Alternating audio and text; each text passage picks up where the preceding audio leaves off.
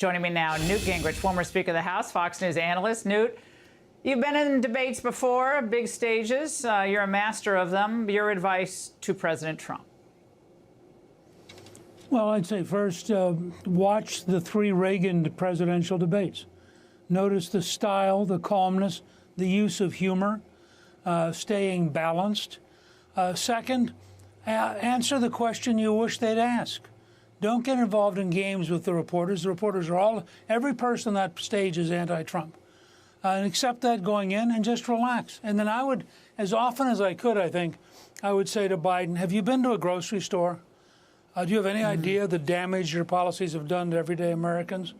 And I would talk with the American people, not with the politicians.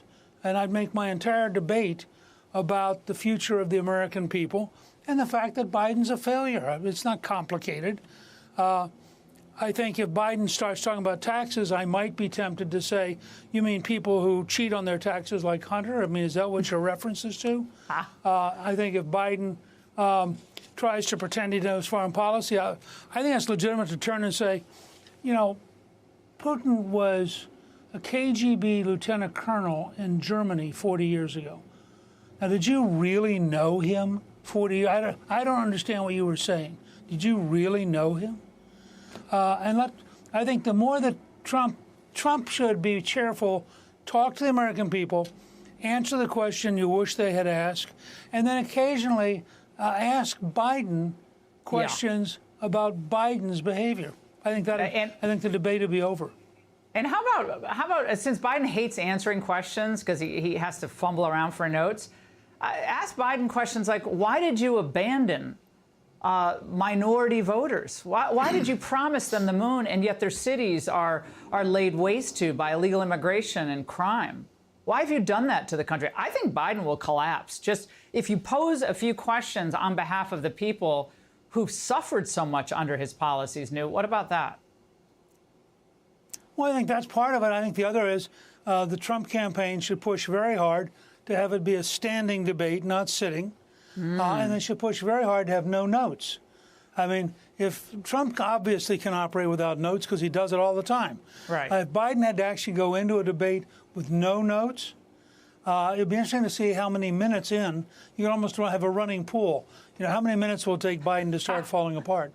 Well, the CNN is breaking from tradition, Newt. Maybe you saw this, New York Post reporting that there are going to be commercial breaks in this debate. And Trump agreed to all these rules, but he's going to need to get some help in the commercials. I mean, I don't know what's going on with that. Look, this is a cheap shot, Laura, so forgive me, but if you had CNN's ratings, you would try to sell every ad you could for any reason. And I think that's part of it is just straight out, they need the money. And part of it is, of course, Biden needs a couple of chances.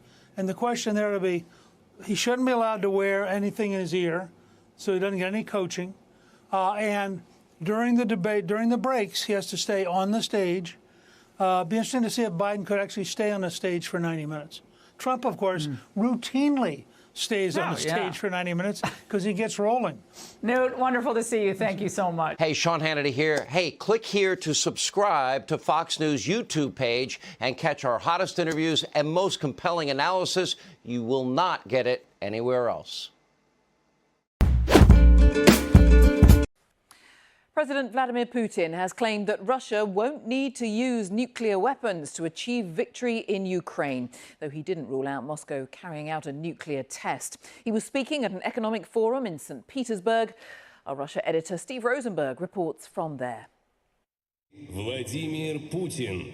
The West accuses Vladimir Putin of nuclear saber-rattling over the war in Ukraine.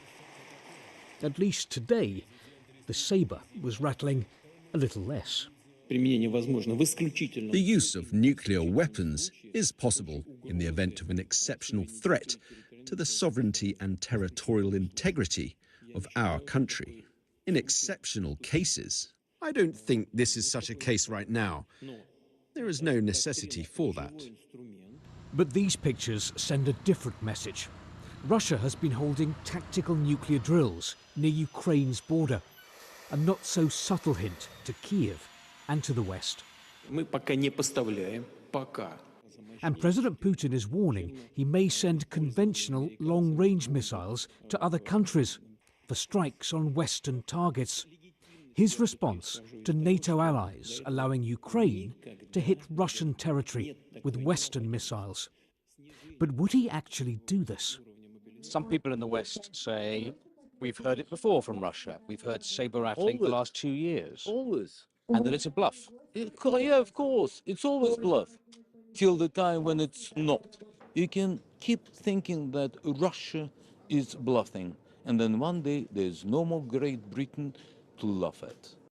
And all this at an economic forum where you can't escape the geopolitics. The last few days in St. Petersburg have felt very strange. On the one hand, a giant international economic forum. Russia's message, business as usual. But clearly, it is not business as usual, with Russia waging war in Ukraine and soaring tensions between Russia and the West. And in his standoff with the West, Vladimir Putin seems to believe it will be the West that blinks first. Steve Rosenberg, BBC News, St. Petersburg. Back in April, Trump promised to announce his plans for access to abortion medication. He said it'll come in the next week or two. Well, surprise, it is June and there is still no plan. And according to sources, those plans don't exist. The promise of plans in 2 weeks is not rare for Trump. In fact, it's pretty common. We're signing a health care plan within 2 weeks. Over the next 2 weeks, I'll be pursuing a major executive order. We're going to be announcing something, I would say, over the next 2 or 3 weeks. I think you're going to find some very interesting items coming to the forefront over the next 2 weeks. We've got the plan largely completed, and we'll be filing it over the next 2 or 3 weeks, maybe sooner. I'll be making a big decision on the Paris Accord over the next 2 weeks. Then we're going to be having a news conference in about 2 weeks to let everybody know how well we're doing. It's been 10 years, and we are still waiting on a health care plan, by the way. And the prosecution is expected to rest its case in the criminal trial against Hunter Biden today.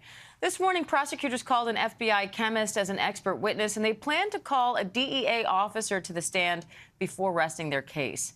ABC News investigative reporter Olivia Rubin is at the courthouse in Wilmington, Delaware, with more. Olivia, what's the latest?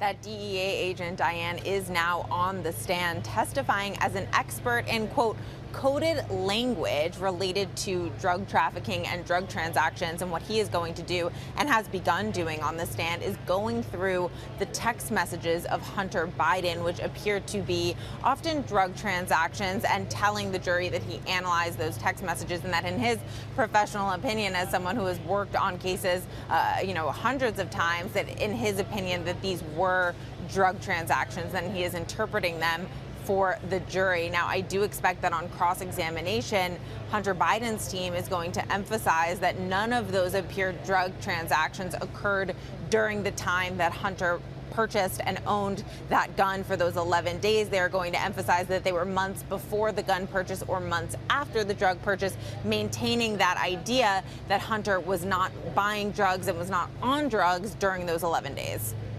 And Olivia, the defense is expected to call its own witnesses. What can we expect there? Well, it does seem like they are going to call potentially Jimmy Biden, the brother of Joe Biden, as well as Naomi Biden, the son of Hunter and granddaughter of Joe Biden, who got married at the White House. So it is going to be a bit of a Biden family affair in the courtroom today, potentially, if that is who they end up calling.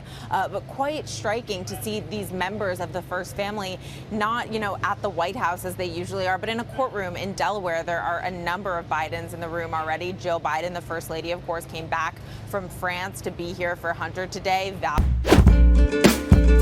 Disturbing new details have emerged in the Gilgo Beach murder investigations on New York's Long Island. Suspect Rex Heuermann faces 2 more murder charges. He pleaded not guilty yesterday to the murders of Jessica Taylor and Sandra Castilla. He's now accused of killing 6 women starting more than 30 years ago. Errol Barnett has more. 60-year-old alleged serial killer Rex Heuermann was back in court Thursday, facing charges in the slayings of 2 more women. One of them, Jessica Taylor, was killed in July 2003. That month, her partial remains were recovered in eastern Long Island. The rest of her body was found in 2011, less than a mile from 4 other women's remains discovered along Gilgo Beach. I can't express what this day means after waiting and hoping for answers. Heumann was also charged in the 1993 death of Sandra Costilla. Her body was found 65 miles east of Gilgo Beach. Investigators say they used DNA evidence to tie Heumann to hairs found near both Costilla and Taylor's bodies. They say they also found a chilling document on a hard drive in Heuman's house that he used to methodically blueprint his killings. The document allegedly includes references to torture and decapitation. And prosecutors say his concerns over leaving behind evidence like DNA and bloodstains. They say there's also a section titled Things to Remember, such as limiting noise to maximize what he calls playtime. We're not going to stop. We can't stop. We owe that to the victims. That's the least we can do. Heumann continues to deny all charges against him. For CBS Mornings, I'm Errol Barnett in New York. We've got some breaking news now. In brand new financial disclosure statements, Supreme Court Justice ClarenceThomas is now acknowledging controversial luxury trips in 2019 paid for by billionaire HarlanCrow. NBC's Lawrence Hurley is following this for us. So what more are we learning, Lawrence, from this financial disclosure? Yeah, and the report, this is the annual reports that the justices put out every year. And up until the series of stories by ProPublica last year that ended up winning a Pulitzer Prize, ClarenceThomas had said that these types of things didn't need to be disclosed. And he maintained that even after the ProPublica stories came out that detailed his trips with HarlanCrow and some other things like that. And so this report today is kind of interesting because he has an amendment to his 2019 report in which he says he had inadvertently omitted a couple of trips, one of which was to Bali with HarlanCrow, and another one was to the Bohemian Grove private club in California, also with HarlanCrow. And so he had amended his report just to make that clear. Under the new rules that were adopted last year, justices, certainly have to report this type of thing. Thomas had previously said that there was a kind of loophole that meant he didn't have to. So here's a sort of acknowledgement that maybe at least some of those things he now realized that he should have disclosed in the first place.